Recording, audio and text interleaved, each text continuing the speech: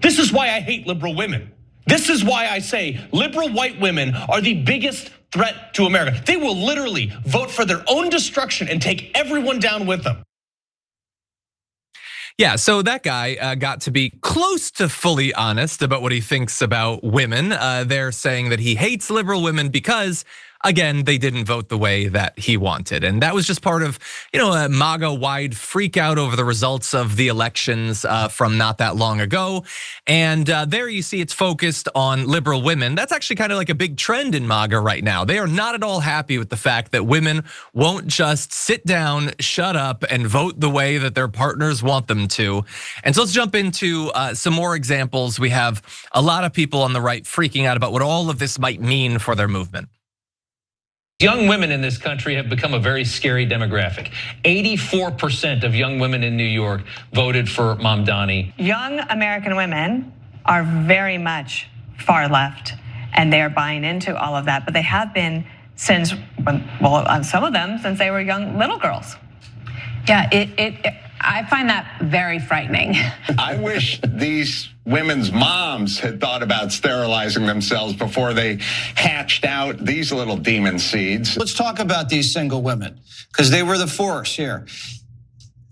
You're in an apartment, it's small, it's very small, and it's very expensive, and you haven't gotten married and had kids and moved out to the suburbs like everybody else. So you're in a tiny apartment, and the apartment's getting really expensive because all of these migrants are here now.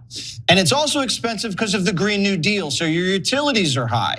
And you got the wrong degree. You should have gotten a degree in like chemistry, biology, finance, computer science, something useful in this high-tech AI economy. No, but you got a degree in like Southeast Asian feminist literature.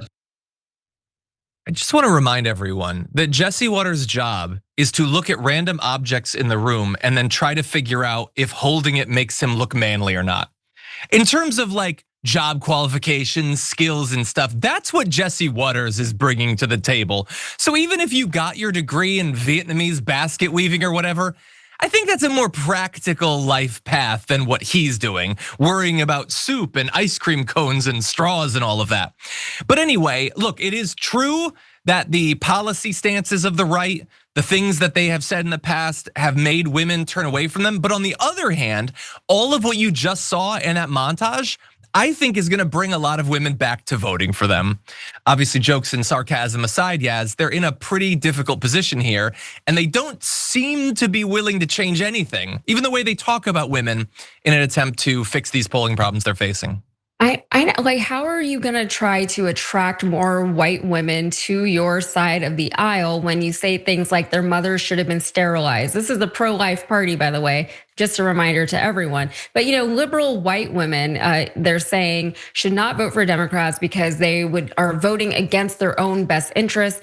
And that is very, very telling because for one, they're admitting that their right-wing platform is incredibly lacking in empathy by design, right? You should only vote for your own best interests and don't even take into consideration what is happening to all the various other groups of people who are being demonized and targeted by this administration and by the Republican Party and by all the policies and the culture wars that they put forth. But for another, they're also admitting that their Republican platform favors white people. How else am I supposed to interpret that? If a white woman votes for the Democrats, they're voting against the Republican Party, which favors the white people. This is the party for you. Also, Jesse Waters blaming high prices in New York housing on the Green New Deal is very, very desperate. Like what are these people? Like, how clueless do they think the American people are?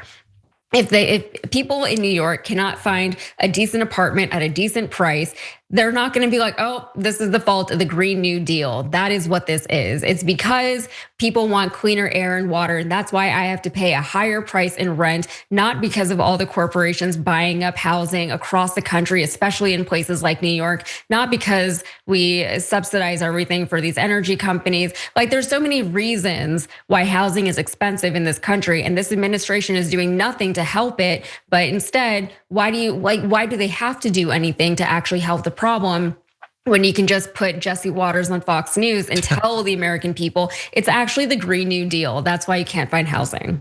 Yeah, look, I guess they think that they don't need to change. I mean, remember, there was the big thing that blew up during the last election, in addition to the Republicans being weird and all that. It was the talking points about cat ladies and stuff like that. J.D. Vance being very clear in his utter disdain for women. And the right, you see that all over the place. They think they can just spit in women's faces all day long, tear away their rights, tell them to shut up, tell them to sit down, and they're still gonna vote for them. And they did win in 2024, so I guess maybe we shouldn't be so surprised that they've been hesitant to change.